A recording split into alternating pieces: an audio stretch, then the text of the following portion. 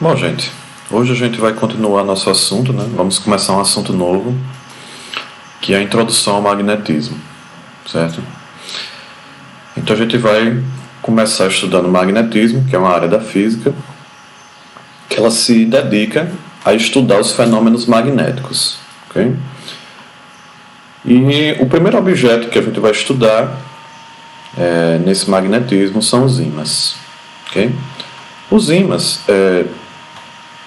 boa parte das pessoas estão acostumadas a saber o que é um ímã, ok?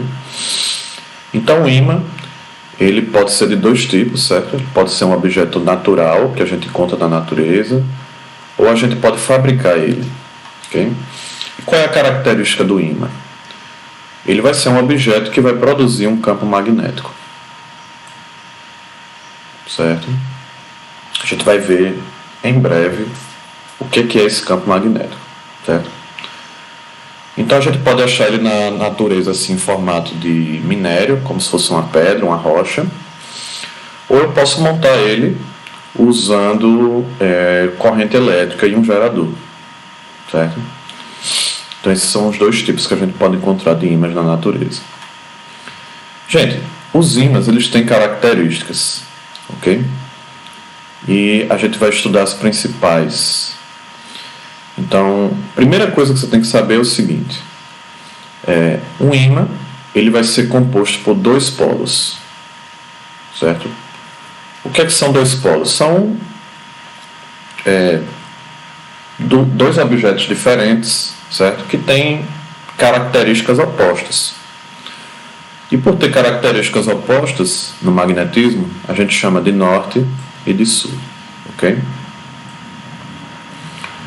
Então, você tem um ímã, ele sempre tem dois polos, polo norte e polo sul, e ao redor desse ímã, certo? O espaço ao redor desse ímã, ele vai gerar um campo magnético, certo? Esse campo magnético, gente, ele não é visível aos nossos olhos, né? Mas a gente cria representações para mostrar que ele está ali ao redor, naquele espaço, ok? E essa representação do campo magnético invisível ao redor do ímã, a gente chama de linhas de indução, certo? Então as linhas de indução são o quê? Nesse desenho aqui são esse conjunto de setas, né, que indicam que ali tem um campo magnético. Gente, essas linhas de indução, elas não são desenhadas ao acaso, certo? Note que as linhas, a direção da seta sempre sai do norte, como se ela estivesse se afastando do norte, ok? E as setinhas sempre têm direção apontando para o sul. Então elas não são aleatórias, ok? Então as setas saem do norte, do polo norte, e as setas entram no polo sul. Esse é o caminho natural das representações de linha de indução nos campos magnéticos, ok? Então vamos lá, estudar nossa primeira característica. A gente chama de princípio de atração e repulsão. Atração e repulsão. Esse princípio diz o seguinte, gente. Ele diz que polos iguais, certo? Ou seja, de mesma polaridade, polos iguais, eles se repelem. E polos diferentes, eles se atraem. Então ele funciona semelhante ao princípio lá com as cargas elétricas, né? De atração e repulsão. Aqui é bem parecido, só que em vez de carga positiva e negativa, a gente vai ter polo norte e polo sul. Então, por exemplo, se eu aproximar o polo norte de outro polo norte, o que é que vai acontecer? Como os polos são iguais, vai haver uma repulsão.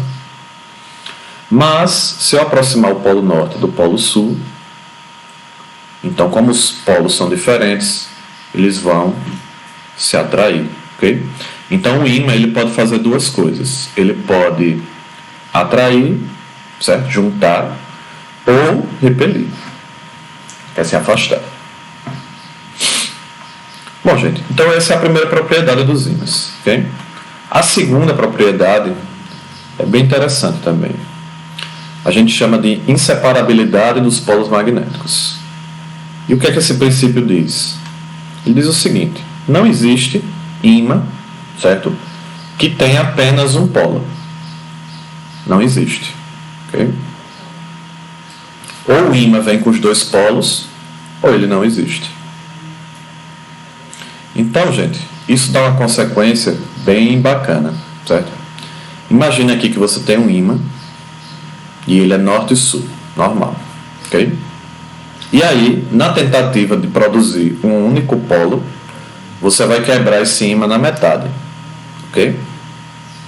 Então, eu vou quebrar na metade. O que é que eu vou obter se eu quebrar esse ímã na metade?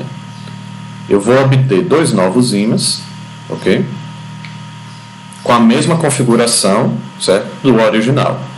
Então, se o original estava norte em cima, sul embaixo, então eu vou ter dois ímãs com a mesma configuração do início. Norte em cima, sul embaixo. Ok? Então, gente, mesmo que você quebre em vários pedaços bem pequenos, o ímã ele sempre vai acabar produzindo mais outros dois polos. Certo? Então, não tem como eu ter um ímã com um único polo. Certo? Pessoal, o estudo dos ímãs, né, ele já foi estudado desde a antiguidade e lá por volta do... Ela foi criada há muito tempo, né? Tem um instrumento aqui que a gente chama de bússola, certo? Que usa o campo magnético de ímãs, né? Para a gente saber qual é a nossa localização na Terra. Certo? Foi usado durante muitos anos. Hoje em dia a gente não usa mais esse aparelho, mas vale a pena, né, citar ele. Hoje em dia a gente usa um aparelho mais moderno, que é o GPS, né? Mas a bússola, que foi usada durante muito tempo, né, para se localizar na superfície da Terra, ela usa um princípio magnético, certo? Que é uma agulhazinha magnética, que ela é sensível ao campo magnético terrestre, certo? Bom, gente, essa semana não vai ter exercício, eu vou dar uma adiantada no assunto, eu vou deixar para passar o exercício algumas aulas depois, e por hoje é só, ok? Faça os exercícios direitinho e não deixe acumular, ok?